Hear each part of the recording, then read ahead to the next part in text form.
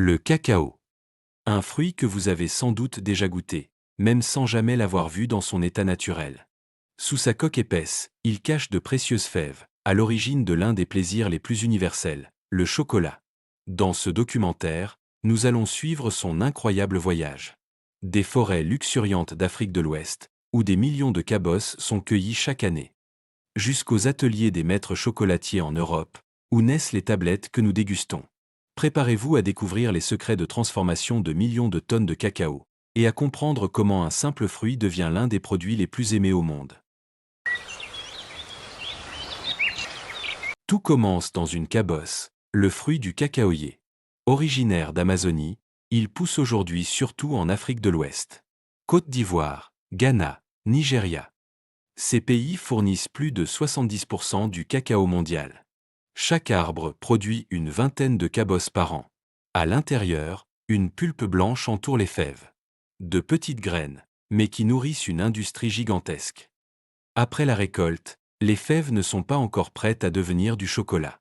Elles doivent fermenter, souvent sous des feuilles de bananier. Pendant une semaine, une transformation invisible s'opère, les arômes se développent, l'amertume diminue. Puis vient le séchage, au soleil brûlant. Les fèves prennent leur couleur brun profond. C'est la première métamorphose du cacao, et sans elle, le chocolat n'aurait ni goût, ni parfum.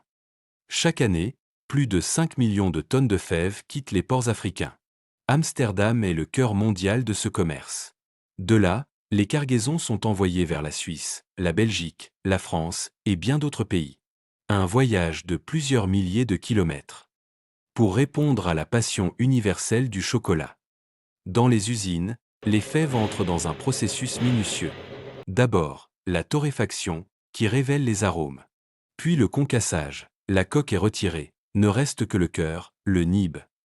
Broyé, il devient une pâte, la liqueur de cacao. Celle-ci peut être pressée pour séparer le beurre de cacao de la poudre. Mais pour devenir chocolat, il faut plus encore, du conchage, un brassage lent et continu, parfois pendant des jours, jusqu'à ce que la texture soit parfaite. En Europe, le chocolat est une passion. Les Suisses en consomment près de 9 kilos par personne et par an. En Belgique et en France, il fait partie des traditions, des fêtes, des souvenirs d'enfance. Mais derrière ce plaisir se cache une industrie de plusieurs milliards d'euros. Chaque carré dégusté raconte un voyage, du champ jusqu'à l'assiette. Le cacao, consommé pur, est riche en antioxydants. Il améliore la circulation sanguine, stimule la mémoire, et aide même à la bonne humeur. Mais la filière du cacao fait face à des défis, déforestation, pression sur les sols, travail des enfants dans certaines plantations. L'envers d'un plaisir universel, que beaucoup cherchent aujourd'hui à rendre plus durable. Le chocolat que nous aimons n'est pas qu'un simple produit sucré. C'est l'aboutissement d'un long parcours.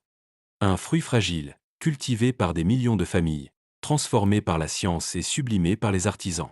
Un voyage qui relie les tropiques aux tables européennes. Et qui nous rappelle qu'à travers chaque bouchée de chocolat, c'est le monde entier qui travaille ensemble. Pour plus de vidéos sur les fruits et leur transformation, abonnez-vous.